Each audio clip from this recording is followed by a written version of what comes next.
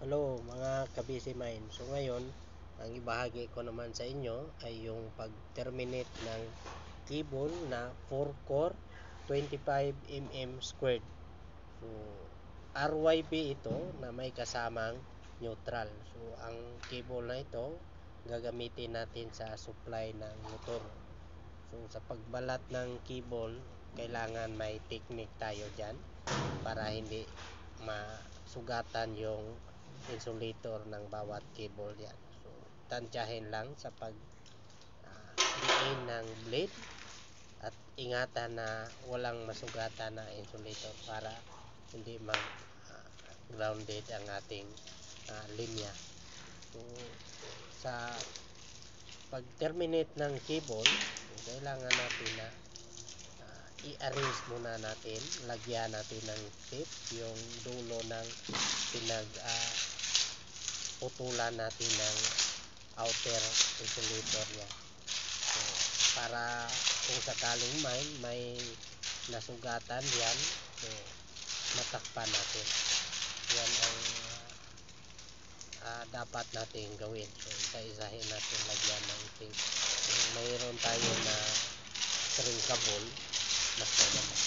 Ito, nilagyan ko na ng shrinkable para mas safety tayo. So kailangan kapag naka-shrinkable, i-heat gun natin para didikit talaga sa cable. So hindi mabunot yung shrinkable tube. So, yan. So sa pagpasok natin diyan sa panel, so kailangan natin ng kunting pasensya diyan kasi may matigas talaga yung cable na yan.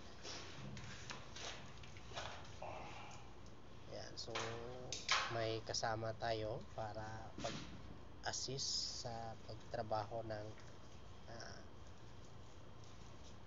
termination.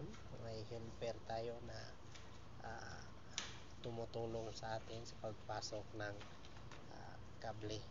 So kapag naipasok na natin yan, i-plaster natin sa panel. Kailangan i-clamp na natin, naka-fix yan lahat bago natin terminate yan sa panel.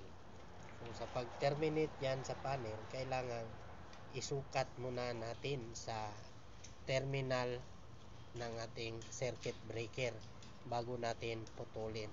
Okay, bye bye mga kabisi mind.